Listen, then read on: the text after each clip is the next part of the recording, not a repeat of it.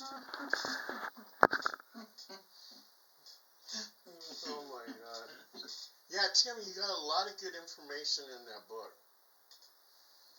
Well, that's just the final chapter. Wow. Yeah, it's going to be amazing. Yeah, I'm gonna send an email out probably sometime next week to everyone who has contributed to it. Just updating them, letting them know where the chapter placements and things like that. Right.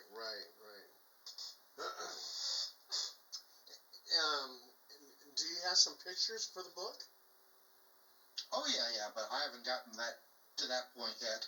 No, yeah. Well, the book's going to end up being like weird time. It's going to be 300 pages plus. Oh my God. 300 pages? Oh, probably, yeah. Wow. Yeah. So, I mean, everybody, including yourself, had just really great contributions. Yeah. So, and all the stuff is gold. Oh my God. Yeah. But it seems like you're covering everything. I mean, I've seen other ghost books, and they just leave it as ghosts are real, and there's nothing else to explain it. People die, and they come back as a ghost. There's more to it, and you're over there digging here, and you're digging there, and you're bringing all this stuff into the light. So that's really amazing. Yep. And that was the idea. That's why I asked you for particular arches for your chapters. Right.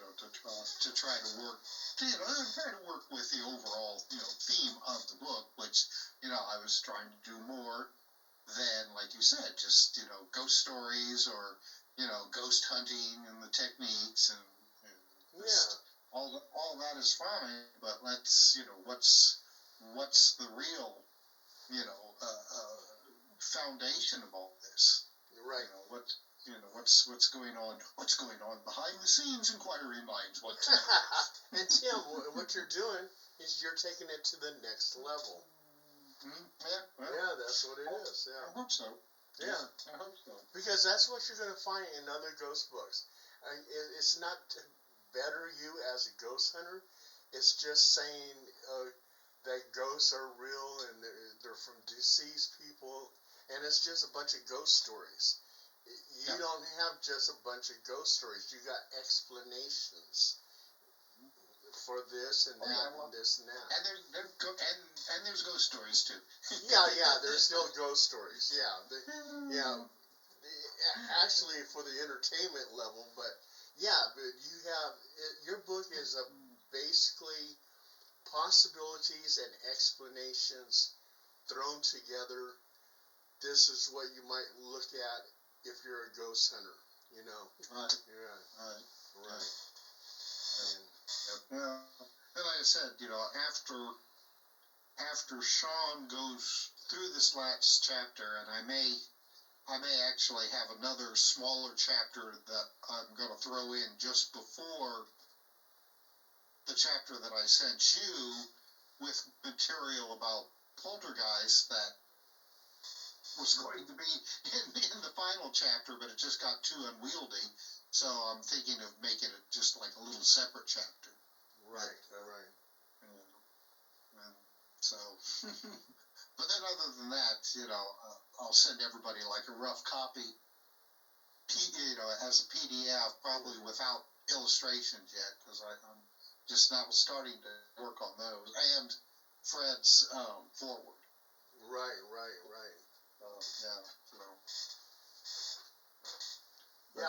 But then I mean, everybody can see at least, they'll get an idea of what the final project's gonna look like, and I think everybody's gonna be pleased, Oh yeah, they will.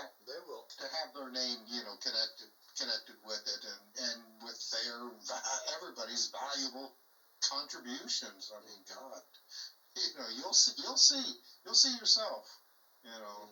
Everyone, including your stuff. Just all just works together very well. Yeah, and like the books that I put out, they're more just for fun. I'm not interested in making any money or anything. It's just it satisfies me actually because I love comic books and the paranormal stuff like that. So um, I call my books silly books, but I love your books. They're great. But your books is down to earth and it gets real. So yeah, and if you're a very serious ghost hunter and everything else, that's the kind of book that you should be reading. Yeah, well, I mean, it's I find, and I know you're like this too, but I think that a lot of people who either were brought up or look to these reality television shows as being the penultimate in how to do this kind of stuff, and how to approach the subject, and it's superficial, in my Yes, it is. I mean, it has its place in maybe introducing people to the idea that this is something to look at, but it's not the be all and do all. Right. Do all and be all. I can't remember, but it's not everything. There's so much more. Oh yeah. To it all. And that's why I used to get upset with people because they would go, "Oh, Paul, did you learn your stuff from Zach Baggins?" What? No. Oh my God. Hell no. Hell to the no. And it's like I said I learned a lot of stuff from Brad Steiger, and they looked at me like a deer in headlights. It's like, who's Brad Steiger? What? What are you talking about? He's a freaking legend. I mean, this guy was very knowledgeable about this and that and this and that. That's who I learned from. Oh yeah, well, and this book, it has a chapter by Brad in it. Yeah. It was a chapter that he sent in for one of Tim Beckley's books that Tim ended up using like a truncated version of it. He had to cut it down quite a bit. I still had the full original version, so I put that in the book. I mean, it's just like, Brad wrote a great chapter, so I'm going to use it all. Oh yeah, absolutely. Yeah. So maybe it'll introduce some people who've never heard of Brad Steiger before to him, and they'll start looking up some of his other books. Yeah, and it's usually all the younger people. They don't see the past. Some of the great ghost hunters of the past and stuff like that. So. Yeah, well, I mean, for a lot of them, why would they? I mean, I first learned about Brad from paperback books that I bought at the drugstore. Our old the old drugstore had a good paperback book selection and always carried nonfiction books.